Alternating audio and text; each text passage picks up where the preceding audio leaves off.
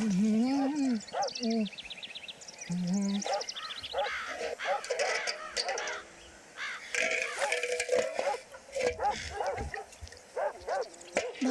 तुमने हमारी साइकिल का हैंडल तोड़ दिया, अब तुम ही ठीक करो वरना हम जा रहे हैं शिकायत करने तुम्हारी बाबूजी के पास। क्या बोला बे? पजामे में हो उसमें रहो, पतलून में आने की कोशिश ना करो वरना देंगे खींच के कंटाप। और क्या बाबूजी बाबूजी लगा रखा है? बाबूजी ने हमें छुआ भी ना तो तुम्हारी जान ले लेंगे हम। चलो जाए ऐसे।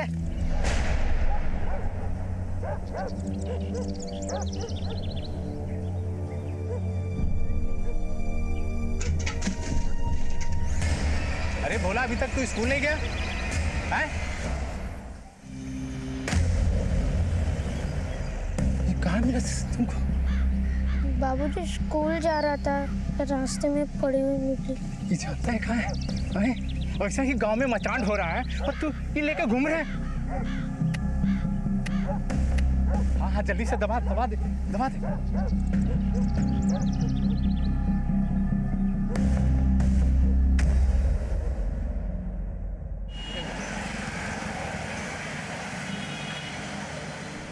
अच्छा माँ, मैं ऑफिस जा रहा हूँ।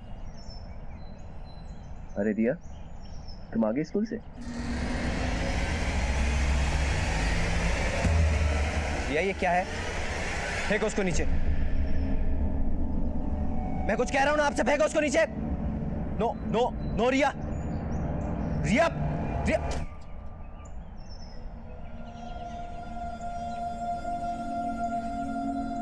रिया,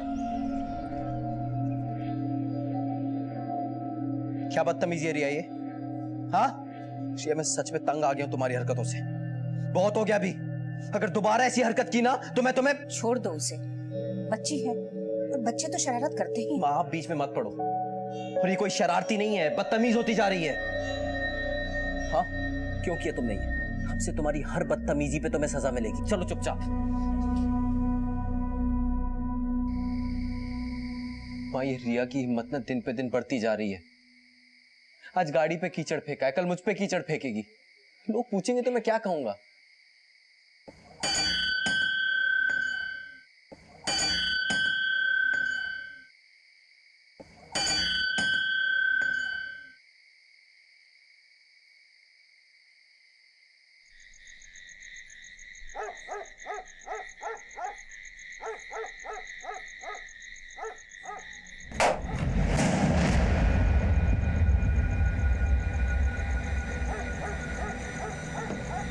कौन है?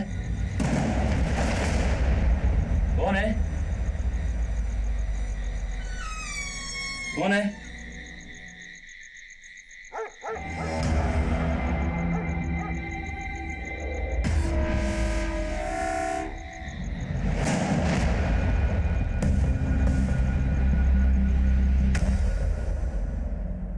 मास्टर जी, आपने हड्डी फेंकने वाले को देखा था? शक्ल तो देख ना पाए हम, अंधेरा बहुत था ना। चेतन, इस बोन को फॉरेंसिक भेजो और इस गांव में जितने भी लोग लापता हुए हैं सबकी एक लिस्ट निकालो। जिंदगी अनमोल है, लेकिन उत्तर प्रदेश के नानामाव गांव में एक के बाद एक मिली इंसानी हड्डियों से ये बात खुलकर सामने आ गई थी कि कहीं मौत का भयानक तांडव खेला गया था और किसी को इस बात का अंदाजा नहीं था कि किसने किया था और क्यों, और ये मरने वाले कौन थे। दूसरी तरफ कानपुर में एक बच्ची है रिया। आखिर उसके साथ ऐसा क्या हुआ है जो वो इस कदर डरी हुई है?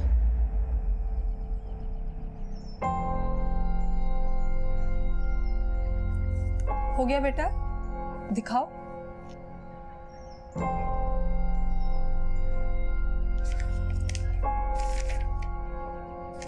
ये क्या किया है बेटा आपने? क्यों किया ये? बोलो बेटा, क्यों सारी बुक खराब कर दी आपने? प्रेरणा आंटी ने मुझे आपकी ये बुक दिखाई। क्या है रिया ये सब? क्यों किया तुमने ये? पढ़ाई में मन लगाने के बजाय तुम अपनी बुक्स की ये हालत कर रही हो।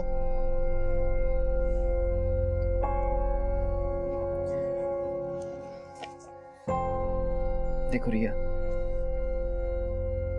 मेरी बात सुनो ना। तो आप मुझसे बात करते हो ना मेरी कोई बात सुनते हो। हुआ क्या है आपको? कुछ तो बताओ मुझे। कोई प्रॉब्लम है वो बताओ मुझे। आपको कुछ चाहिए मुझे बताओ। रिया, मैं आपसे बात कर रहा हूं, मुझसे बात करो। प्रॉब्लम क्या है रिया तुम्हारा? रिया, रिया, अजय इसे फोर्स मत करो, हमें कोई और उपाय ढूंढना होगा। ये बात आपको आज समझ आई है? 6 महीने बाद? 6 महीने से आपकी बेटी किसी से बात नहीं कर रही है और साइकेट्रिस्ट के पास आप उसे आज लेकर आए हैं? इतनी छोटी उम्र में इसके और भी कई भयानक रीजंस हो सकते हैं। जरूर इसके साथ कुछ ऐसा हुआ है जिसकी वजह से इसको इतना बड़ा सदमा लगा है। हाँ डॉक्टर, 6 महीने पहले कैंसर की वजह से रिया की माँ की डेथ हो गई थी, तभी से उसने बात करना बंद कर दिया है। आई एम सॉरी, बट आपको मेरे पास उसको पहले लेकर आना चाहिए था। आप सोच भी नहीं सकते हैं कि एक बच्चे के लिए उसकी माँ की मौत का सदमा कितना बड़ा होता है। Anyways, I will try my level best. Ajay को गलतफहमी थी कि वो रिया के बारे में सब कुछ जानता है, लेकिन सच्चाई ये है कि उसने कभी रिया की मनोदशा को समझने की कोशिश ही नहीं की। माँ बाप होने के नाते ये हमारा फर्ज है कि हम बच्चों को पूरी तरह से अपने विश्वास में लें और उन्हें समझें, उन्हें जानने की कोशिश करें। सर, गांव में मिले बोन्स की फॉरेंसिक रिपोर्ट के मुताबिक वो हड्डी किसी 30 से 35 साल की औरत की है। बोन्स में सल्फ्यूरिक एसिड मिला है जिससे बॉडी को गलाया गया है और हड्डियों को भी नष्ट करने की कोशिश की गई है। रिपोर्ट के मुताबिक मौत 6 महीने पहले हुई है। Excuse me. हेलो, क्या? ठीक है, हम पहुंचते हैं। सर, गांव में एक और जगह पे इंसानी हड्डी मिली है। क्या?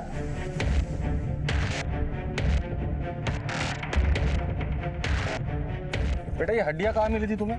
कि स्कूल जा रहा था, रास्ते में पड़ी हुई निकली। कहाँ गाड़ के रखी हड्डी? सर, वो खेत में यहीं पे गाड़े से खोदो।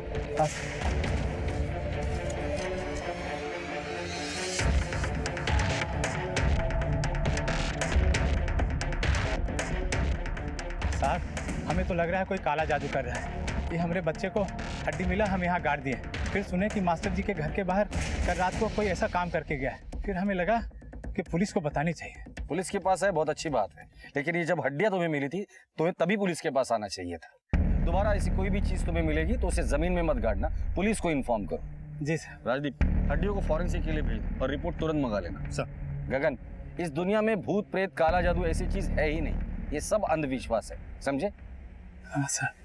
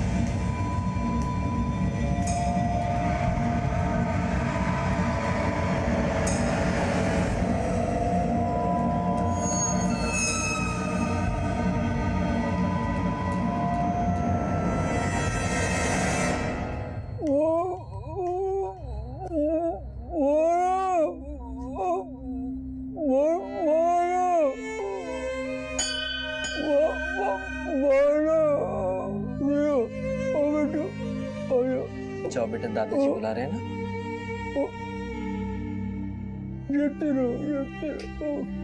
पढ़ाई पे ध्यान दो, पढ़ाई पे। चल, आ जाओ।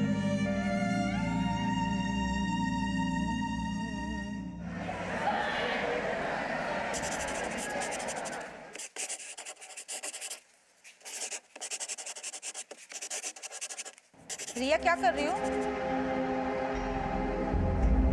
क्या है रिया ये? तुम समझती क्यों नहीं हो? पढ़ाई में बिल्कुल ध्यान नहीं है। चलो बाहर, क्लासरूम के बाहर जाके खड़े हो जाओ, यही तुम्हारी पनिशमेंट है। गो रिया।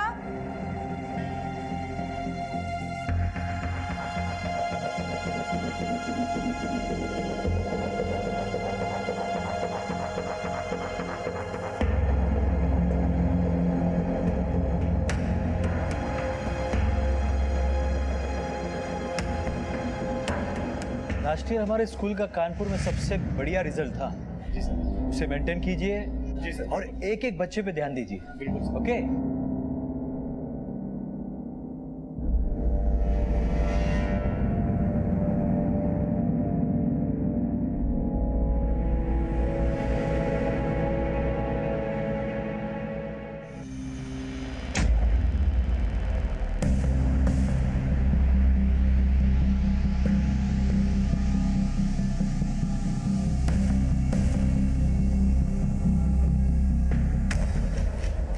जी सर। सर अपडेट करता हूं मैं आपको। चौबे, एक चाय बोलना। राजदीप, जो हड्डियां हमें मिली थी उस केस का क्या हुआ, कुछ पता चला? नहीं सर, बल्कि मास्टर जी के घर से जो हड्डी मिली थी और उस बच्चे भोला को जो हड्डी मिली थी, फॉरेंसिक रिपोर्ट के मुताबिक दो अलग अलग इंसानों की हड्डी है। भोला को जो हड्डी मिली थी वो किसी 30 साल की औरत की है। तुमने गांव के अनसॉल्व मर्डर और मिसिंग कंप्लेंट चेक किए? हो सकता है ये लोग उन्हीं में से हो। नहीं सर, अनसॉल्व मर्डर केस तो नहीं लगता, लेकिन हाँ, पिछले 3 महीनों में उस गांव के और उस गांव के आसपास के गांव से 6 लोग लापता हुए थे और सब एक के बाद एक 3 हफ्तों के अंदर गायब हुए थे। 2 का तो पता चल गया, लेकिन सर सबसे शॉकिंग बात यह है कि उसमें से कोई भी 30 से 40 साल का नहीं था और ना ही कोई औरत थी। अगर ये हड्डियां उन मिसिंग लोगों की नहीं है तो फिर किसकी है? इसका मतलब कुछ तो बड़ा चल रहा है, लेकिन क्या?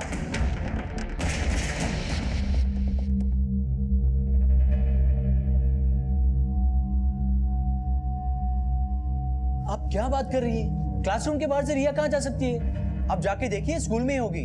सर वो दिख ही नहीं रही। मैंने तो बस उसे क्लासरूम के बाहर खड़े होने के लिए बोला था। सर मैंने पूरा स्कूल देख लिया, रिया कहीं भी नहीं मिली।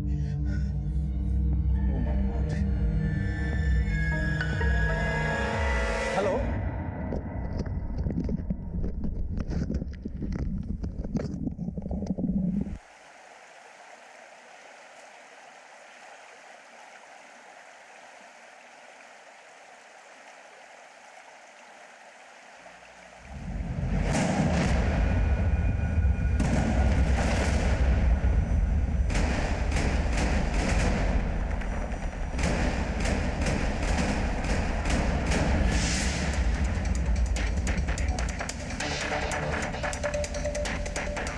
दो बातें, इतनी सारी हड्डियां एक इंसान की नहीं हो सकती और ये किसी जानवर का भी काम नहीं। जो कोई भी ये सब कर रहा है उसने इंसान की कीमत गाजर मूली से भी कम लगाई है। नदीम। जी सर। हड्डियों को फॉरेंसिक के लिए भेज दो। जी सर।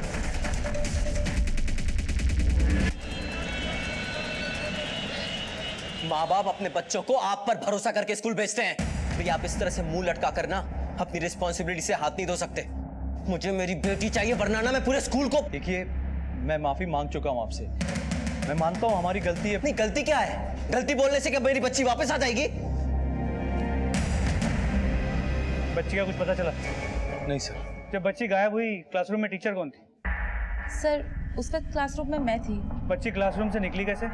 मैंने ही उसे पनिशमेंट देकर क्लासरूम के बाहर खड़ा किया था, पर जैसे ही 10-15 पे मेरी क्लास खत्म हुई तो मैंने देखा रिया वहाँ पर नहीं थी। सर ये पहला ही केस है, आज तक हमारे स्कूल में ऐसा कभी नहीं हुआ। बहुत अच्छी रेपुटेशन है हमारी। केस पहला है या आखिरी, हम बाद में देखेंगे। इतना बड़ा स्कूल है, सीसीटीवी कैमरा तो होंगे ना? Yes sir. सुबह 10 बजे की बाद की फुटेज दिखाइए। आइए सर।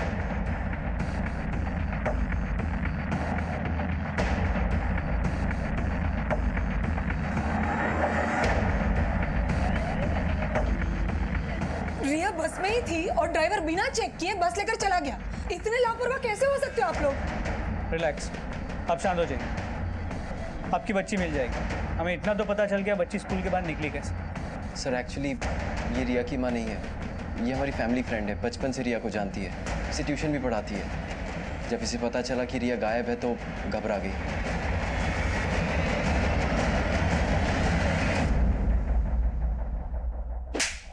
बच्ची कहाँ है? कहाँ रखा है तूने उसे? साहब मुझे पता ही नहीं था रिया बस में।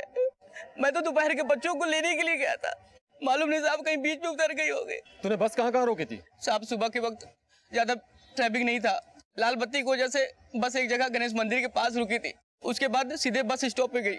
साहब मैंने कुछ नहीं किया सर। अगर तेरी एक भी बात झूठ निकले ना, वापस बस चलाने लायक नहीं रहेगा।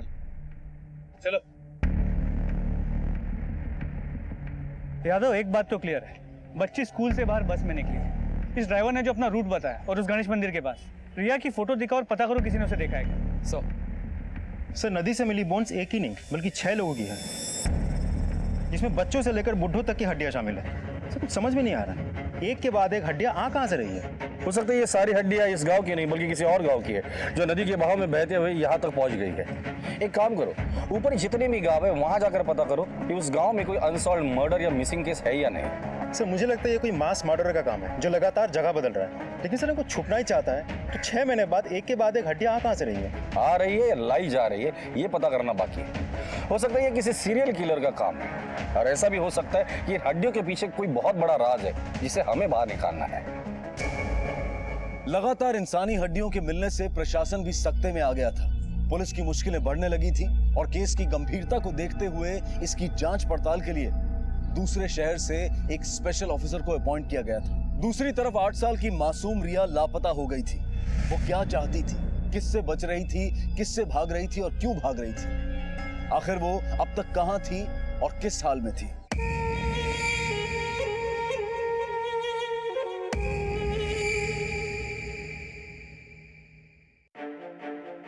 पुलिस बस के रूट पर रिया की तलाश कर रही थी, पर उनके हाथ निराशा ही लगी।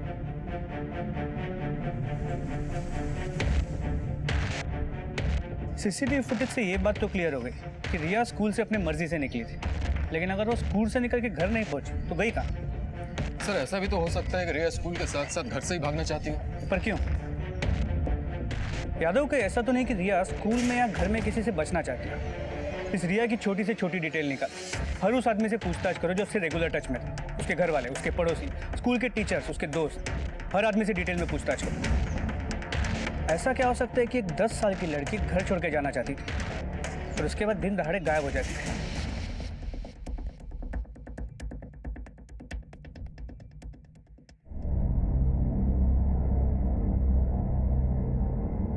अजय प्लीज संभालो अपने आप को। रिया मिल जाएगी।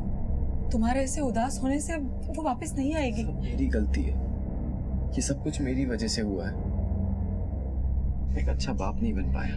नहीं अजय, तुम्हारी वजह से कुछ नहीं हुआ। क्यों खुद को कोस रहे हो तुम? वो बच्ची है, खेल खेल में कहीं चली गई होगी। बाकी सब ठीक है, बस थोड़ा बीपी बढ़ा हुआ है। और प्लीज रिया के बारे में कुछ मत बताना, नहीं तो इनकी तबीयत और बिगड़ सकती है। नहीं भी बताएंगे तो भी उन्हें पता चल जाएगा। मुझे तो लगता है उनको शक हो गया कि कुछ गड़बड़ है। मुझे तो समझ नहीं आ रहा कि वो रिया के बारे में पूछेंगे तो क्या जवाब दूंगा। तुम टेंशन मत लो, रिया मिल जाएगी। प्रेरणा मैं चलता हूँ, अगर तुम्हें रोक। हाँ साहब, बाबूजी उस दिन अस्पताल गए थे, उसके बाद घर लौट के नहीं आए।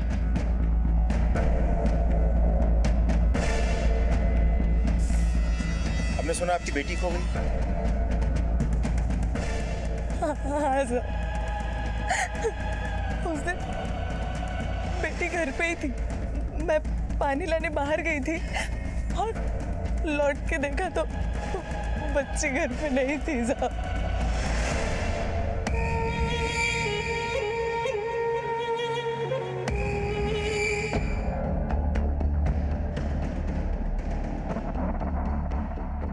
अंकल, रिया पहले बहुत बात करती थी, आजकल किसी से बात नहीं करती। सर ये देखिए, उस दिन उसने अपने पापा की फोटो पर स्टैब और स्क्रिबल भी किया।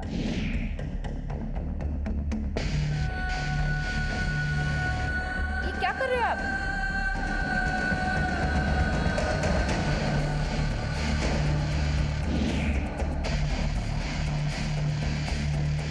रिया और उसके फादर का कैसा रिश्ता था? किसी के घर में क्या चल रहा है क्या पता, पर अजय अक्सर रिया को मारता था।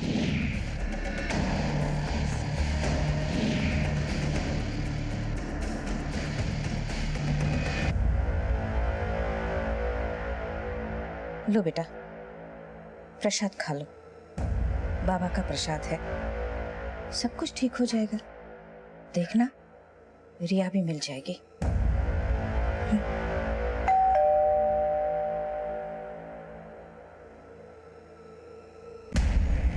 सर रिया अपनी माँ की मौत के बाद बहुत डिस्टर्ब थी। सदमा लगा था उसे, सबसे बात करना बंद कर दिया था, बहुत बदतमीज हो गई थी। मैं तो बस उसे डिसिप्लिन सिखाना चाहता था, वरना कौन माँ बाप अपने बच्चे को मारना चाहते हैं। ये देखिए, इसे देख के तो ऐसा नहीं लगता। आपकी बच्ची आपसे नफरत करने लगी थी और जाहिर है नफरत की कोई तो वजह होगी।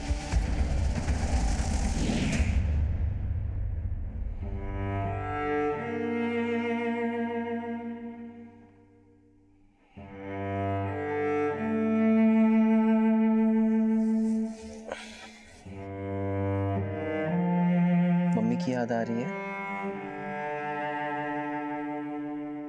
बेटा, आपको प्रेरणा आंटी कैसी लगती है? अच्छी लगती है आपको?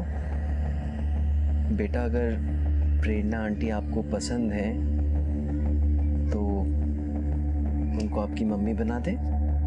प्रेरणा आंटी को भी आप बहुत पसंद हैं, बहुत प्यार करती हैं आपसे, इसीलिए मैंने डिसाइड किया है कि उनको आपकी मम्मी बना देते हैं। सर, रिया को मनाने में मुझे जितना भी वक्त लगता मैं लगाता, लेकिन मुझे प्रेरणा से शादी करनी ही थी। रिया मानने के लिए तैयार नहीं थी। ऐसी क्या मजबूरी थी कि तुम्हें अपनी बेटी से ज्यादा अपनी शादी की पड़ी थी? मेरा और मजबूरी नहीं, जरूरत थी। प्रेरणा और ये एक दूसरे को बचपन से जानते हैं, एक साथ बड़े हुए। प्रेरणा को तो मैंने कैसे भी मना लिया था शादी करने के लिए। सोचा कि रिया बिन माँ की बच्ची है, उसे माँ मिल जाएगी, मगर ये बच्ची को इतनी समझ कहाँ है? सर, मुझे लगता था कि मेरी गलती की वजह से मैंने रिया को खो दिया। मैंने सपने में भी नहीं सोचा था कि मेरी बेटी मुझसे इतनी नफरत करती है कि मुझे छोड़ के चली जाए।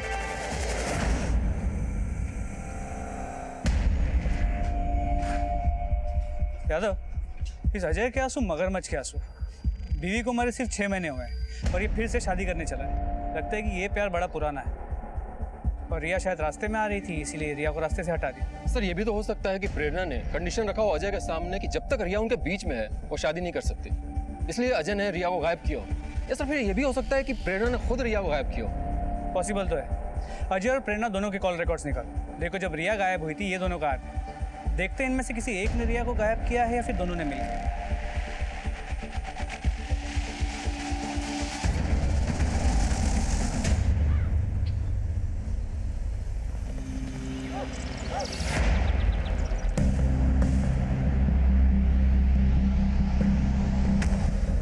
सर, एक दूध वाला बोल रहा था कि उसके दूध के डब्बे में इंसानी हड्डी मिली है। क्या? Yes sir. दूध के डिब्बे में हड्डी? राजदीप, पहले हमें हड्डी मिली थी सरा में, फिर नाना मोह में, और फिर दायपुर में।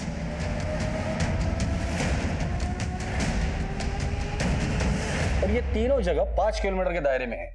ये जो कोई भी है वो आसपास वाला है, वरना इतनी जल्दी हड्डियां फेंक कर गायब होना इतना आसान नहीं है। एक काम कर, कांस्टेबल को सिविल ड्रेस में तीनों जगह पर तैनात कर दो।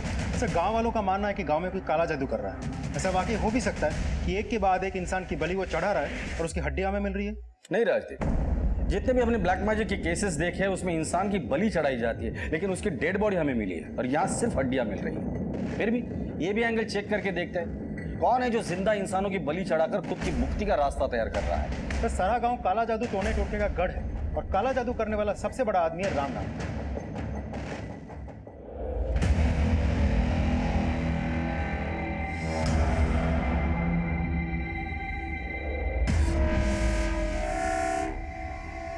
देखिए साहब, आपको कोई गलत फहमी हुई है। हम तो लोगों की मदद करते हैं, ये सब हड्डियों से हमारा कोई लेना देना नहीं। गाड़ी में बिठा इसको। साहब, मैंने तो लॉकअप में चल, साहब, वहां ही खोलेगा। साहब हम... राजदीप, अगर ये तांत्रिक सच बोल रहा है तो ये सब कर कौन रहा है? वो और लोगों को मारे इसके पहले उसे दबोचना होगा और पता करना होगा ये सब क्यों कर रहा है और किस लिए कर रहा है। सर, पुलिस का हर तीर निशाने से चूक रहा था। तमाम कोशिशों के बावजूद न मंजिल हाथ लग रही थी और न ही उम्मीद। कौन था, किसने मारा था और उसका मकसद क्या था? दूसरी तरफ गुमशुदा रिया अब तक घर नहीं लौटी थी। क्यों? जब हम बच्चों के लिए घर का माहौल तंग कर देते हैं तो बच्चे बाहर का रास्ता ढूंढ लेते हैं और कभी कभी वो रास्ता खतरे को दावत दे सकता है।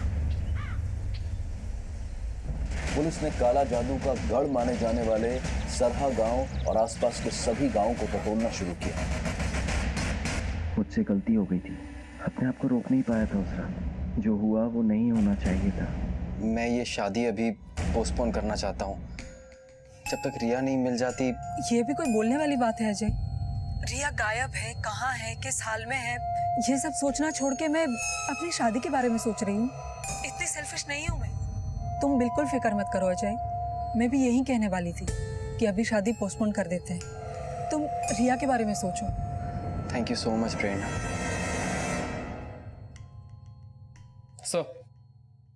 सर रिया जिस दिन गायब हुई थी, अजय का फोन लोकेशन उसके ऑफिस में ही था। और सर अजय का ऑफिस रिया के स्कूल से बहुत दूर है। और हाँ सर, एक और बात, अजय ने उस दिन प्रेरणा को फोन भी किया है। सर ये देखिए प्रेरणा का कॉल रिकॉर्ड से, जिसे साफ साफ पता चल रहा है कि प्रेरणा उस दिन स्कूल के आसपास में ही थी। प्रेरणा? हाँ सर, उस दिन अजय ने मुझे फ़ोन करके रिया के गायब होने के बारे में बताया था, क्योंकि मेरा ऑफिस रिया के स्कूल से सिर्फ 15-20 मिनट की दूरी पे है। वो चाहता था कि मैं वहाँ जाऊँ, क्योंकि उसे वहाँ पहुँचने में टाइम लगता। अजय का ऑफिस रिया के स्कूल से बहुत दूर है, टाउन में है, और मैं बहुत पहले रिया के स्कूल पहुँच गई। और जब वहाँ जाके मैंने सब लोगों से रिया के बारे में पूछा तो मुझे किसी ने कुछ नहीं बताया। और जब मुझे रिया कहीं नहीं मिली तो मैंने वहाँ आपका और अजय के आने का स्कूल पे ही इंतज़ार किया। क्या आप जानती हैं कि रिया नहीं चाहती थी कि आप और अजय शादी करें? हाँ, लेकिन मैं ये भी जानती हूँ कि रिया मुझे पसंद करने लगी थी, और मुझे पूरा यकीन था कि वो आज नहीं तो कल मुझे ज़रूर एक्सेप्ट कर लेगी, वो समझ जाएगी। सर अगर आप ये सोच रहे हैं कि रिया के गायब होने में मेरी बहन प्रेरणा का हाथ है तो आपकी बहुत बड़ी गलतफहमी है सर। रिया बच्ची है, गुस्सा होने से ज़्यादा कुछ नहीं कर सकती है। सर मेरी बहन प्रेरणा की शादी तय हो चुकी है, और ये तो पता है कि अगर रिया गायब हुई तो इसकी शादी पोस्टपोन हो सकती है। ये अपने पैर पर कुल्हाड़ी क्यों मारेगी? बल्कि खुद इसने ही अपनी शादी की डेट आगे बढ़ाई है। सर मुझे इस वक्त अपनी शादी की नहीं, पर रिया की चिंता हो रही है। आप प्लीज उसे ढूंढ दीजिए सर, पता नहीं वो कहाँ होगी, किस हाल में होगी। सर आप प्लीज उसे कहीं से भी ढूंढ लाइए सर। यादव एक बात नोटिस की, प्रेरणा से ज़्यादा परेशान उसका भाई राहुल है। मतलब इस राहुल के कॉल रिकॉर्ड से मोबाइल लोकेशन निकाल। देखो जब रिया गायब हुई थी तब ये कहाँ था। देखे तो सही कि एक डाइवोर्स बहन की शादी पोस्टपोन होने का दुख कितना जायज। चलो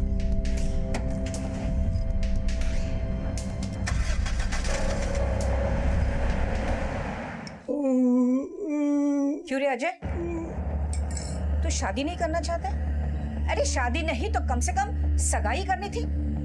देख प्रेरणा जैसी लड़की तुम्हें वापस नहीं मिलेगी, उसे ऐसे ही जाने मत दे, उसे रोक लो। दिमाग खराब है आपका? रिया गायब है और आपको मेरी शादी की पड़ी है। जब तक रिया नहीं मिल जाती मैं कुछ नहीं करूंगा। तूने कुछ गलत किया है ना रिया के साथ, ताकि इसकी शादी हो जाए प्रेरणा के साथ। रिया होती तो ऐसा नहीं होने देती। पापा आप शांत हो जाइए, शांत हो जाइए। हाँ मैं शादी करवाना चाहती थी। मुझे घर में बहू चाहिए किसी भी कीमत पर, क्योंकि मुझसे घर की देखरेख नहीं हो पा रही है। और रिया से भी मैं नाराज थी, क्योंकि रिया की वजह से ये शादी में देरी हो रही थी। अरे मैं तो अपने बेटे का भला चाहती थी, और ऐसे कैसे आप कह सकते हैं कि मैं रिया के साथ कुछ भी कर सकती हूँ? रोज जप तप करती थी ताकि माता रानी रिया को शादी करने के लिए हाँ करवा देगी।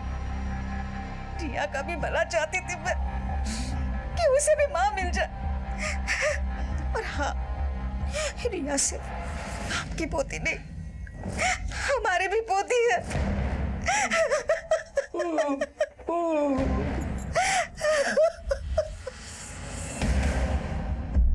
सर ये उन लोगों की लिस्ट है जो सरहा गांव से गायब हुए हैं। और ये देखिए सर, ये पांचों लोग 6 महीने पहले 3 दिन के अंदर गायब हुए हैं।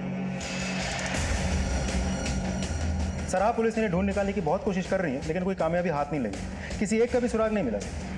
मुझे लगता है हमें इनके फैमिली से बात करनी होगी। ये लोग कब, कैसे और कहाँ गायब हुए।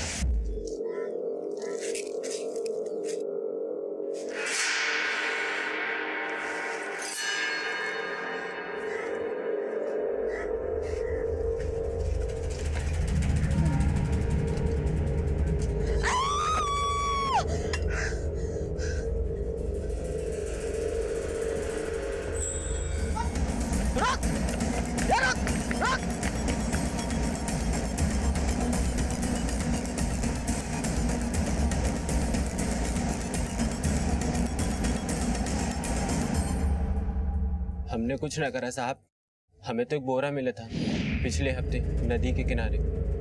खोल के देखा तो हड्डियां ही हड्डियां भरी हुई थी। तो मजाक कर रहे थे साहब, यूं ही लोगन का डरा रहे थे। कसम से हमसे बहुत बड़ी गलती हो गई साहब। गलती हो गई? तुम दोनों की मजाक की वजह से पूरे गांव में दहशत का माहौल था। और आप लोग अपने काम से कभी फुर्सत मिले तो बच्चों की परवरिश पे ध्यान दो, वरना ये लोग बड़े होकर एक दिन ऐसा मजाक करेंगे ना कि जिंदगी भर रोते रहोगे।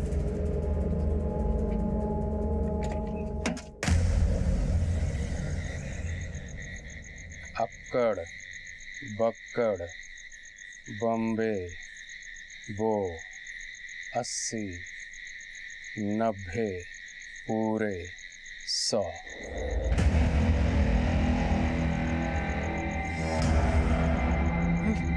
कोई कुछ बोलेगा हिलेगा नहीं इधर।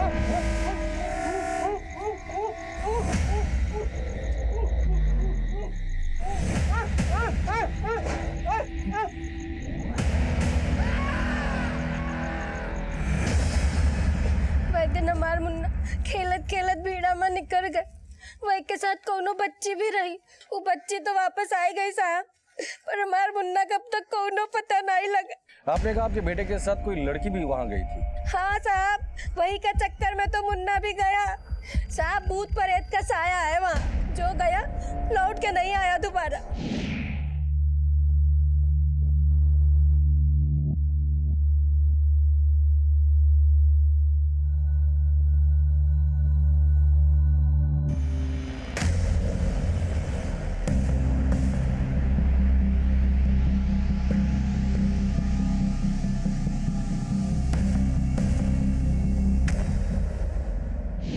आपके बेटे के साथ जो बच्ची जंगल में गई थी वो कहाँ रहती है? कानपुर में। वही के पिताजी का नाम अजय तिवारी है। वैसे जंगल में है क्या? साहब वो जंगल में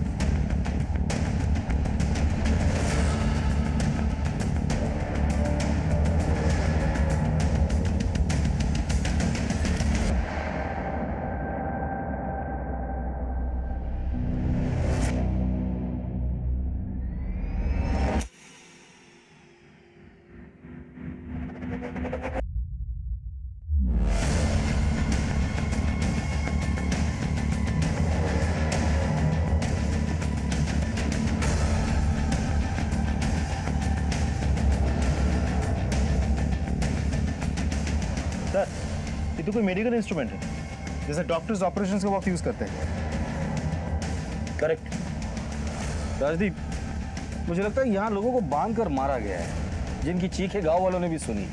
ये खून सूखा हुआ है, इसका मतलब ये जो भूत प्रेत है उसने अपना अड्डा बदल दिया है। फॉरेंसिक वाले को बोला कि ये ब्लड सैंपल्स जमा करने के लिए बोल देना। सर जंगल की इस झोपड़ी में कोई ब्लैक मैजिक नहीं हुआ है, नरसंहार हुआ है सर, बहुत बड़ी मात्रा में। और ये नरसंहार अब शायद किसी और जगह पे चल रहा है। राजदीप, जितने भी लोग गायब हुए थे वो गायब होने से पहले डॉक्टर के पास गए। हो सकता है इन लोगों का गायब होने से पहले डॉक्टर के पास जाना और इस घर में हमें डॉक्टर की ब्लेड मिलना हमारे लिए कोई इशारा हो। टीम को तफ्तीश में लगा, तब तक हम लोग कानपुर जाकर आते हैं, उस लड़की से मिलते जो मुन्ना के साथ जंगल में गई थी और जिंदा वापस आई थी।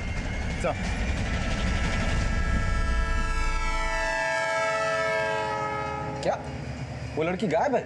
जी, लेकिन समझ में ये नहीं आ रहा कि वहाँ नाना माओ में गायब होने वाले लोगों की यहाँ इस लड़की से क्या कनेक्शन हो सकता है। हाँ, वो 6 महीने पहले नन्नामाऊ गई थी, जो उसकी माँ का गांव है। और अजय ने कहा था कि उसकी बीवी अपने आखिरी दिन अपने माँ बाप के साथ गुजारना चाहती है। सर कहीं ऐसा तो नहीं कि रिया ने उस दिन जंगल में किसी को देख लिया हो, या फिर ऐसा कुछ देख लिया हो जो उसे नहीं देखना चाहिए था? क्योंकि खेलते हुए जंगल में बच्चे जहाँ पहुँचे थे वहाँ से हमें सिर्फ कंकाल ही नहीं, बहुत सारे हड्डियों की ढेर भी मिली थी।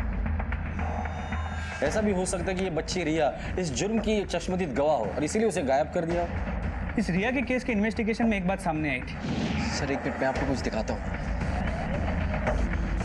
ये देखिए सर, रिया ने अपने इस पूरी बुक में जितने भी स्केलेटन के डायग्राम्स हैं उन सबको ऐसे ही ब्लैक किया हुआ है। हो सकता है उसने वहाँ ऐसा कुछ देखा हो जिसकी वजह से वो सदमे में चली गई। लेकिन मुझे sir, excuse me, head constable Nadeem का फोन। देखो सर। हाँ नदीम बोलो। सर, हमें दयपुर और सरा से जो लापता हुए लोगों की फैमिली से बात की तो हमें पता चला है कि वो लोग कोई मेडिकल कैंप या सरा के हॉस्पिटल गए थे। और नानामाऊ से गायब हुए लोग, क्या वो लोग भी डॉक्टर के पास या फ्री मेडिकल कैंप गए थे? जी सर, यहाँ नानामाऊ में भी एक फ्री मेडिकल कैंप लगा था, किसी दिव्य ज्योत NGO ने उसे ऑर्गेनाइज किया था। ठीक है, थैंक्स नदीम। सर हमारा शक सही निकला।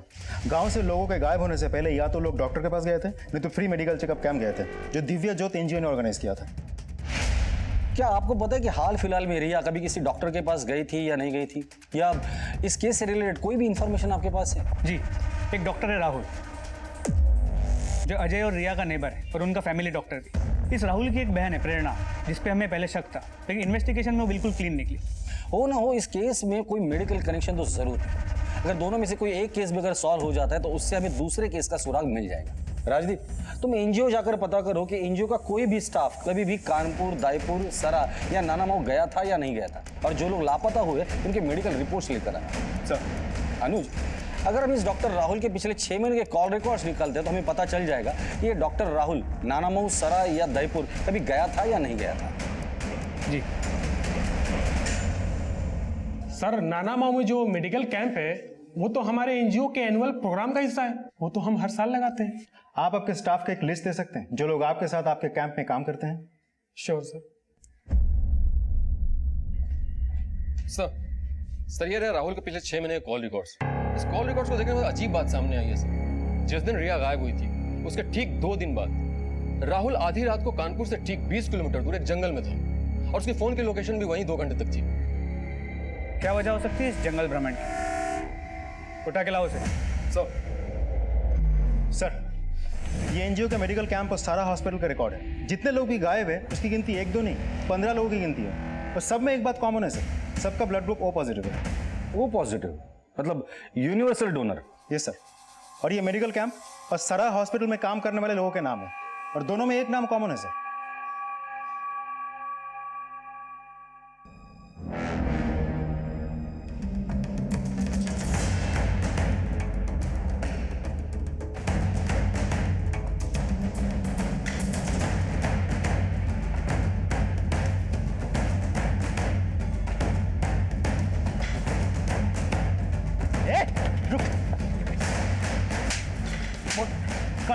कहाँ जा रहा था?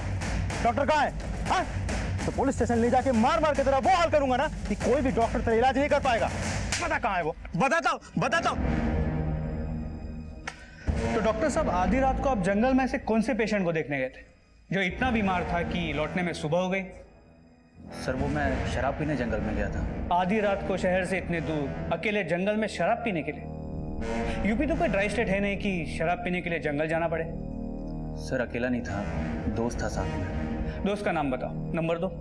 सर, वो आउट ऑफ इंडिया चला गया और उसका नया नंबर नहीं है मेरे पास। नंबर नहीं है? हाँ यादव, बॉडी मिल गई। गुड।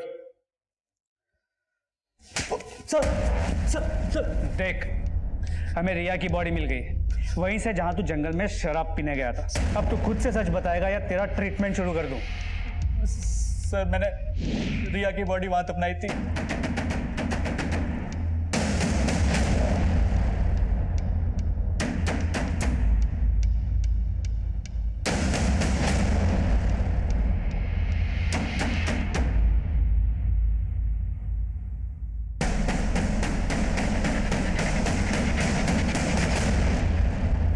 लेकिन मैंने उसका खून नहीं किया सर, मैं सच बोल रहा हूं सर, प्लीज सर।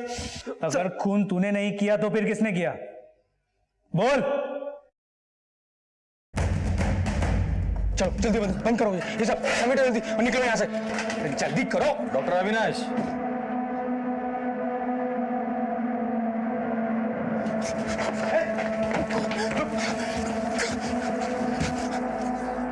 भागना है तुम्हें? भागो, जा। अब मैं तेरा ऑपरेशन शुरू करूं इसके पहले अपना मुंह खोल दे, बोल। सर, मुझे पता था कि गांव में किस किस का ब्लड ग्रुप ओ पॉजिटिव है। मैंने अपने एसोसिएट के साथ मिलकर उन लोगों को किडनैप किया और उनके बॉडी के पार्ट्स निकालकर बेच दिए थे। सर, हम एक गांव से दूसरे गांव में मूव करते रहते थे ताकि कोई हमें पकड़ ना सके। और सर, हमने इस सराह के जंगलों में काले कपड़े वाली गुड़िया और नींबू मिर्ची लगाए थे ताकि गांव वाले उसे देखकर डरें और जंगल में ना आए और हम आसानी से अपने उस घर में अपना सर्जरी कर सकें। इसे जानते हो? इसका नाम रिया है। सच सच बता, किसने मारा इसे?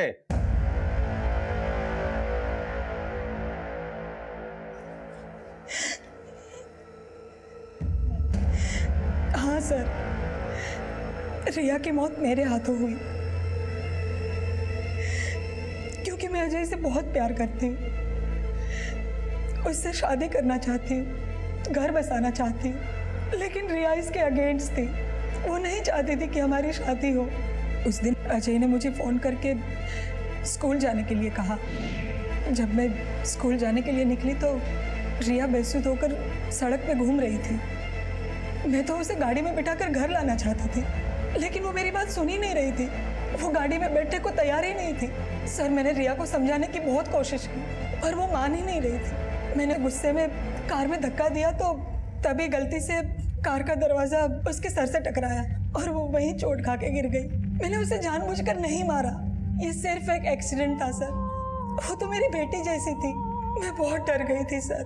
मेरी कुछ समझ में नहीं आ रहा था कि मैं क्या करूं। तो मैं रिया की बॉडी डिक्की में डालकर स्कूल पहुंची और जब मैंने 2 दिन बाद ये बात मेरे भाई राहुल को बताई तो वो रिया की बॉडी को ले जाकर जंगल में दफना कर आ गया।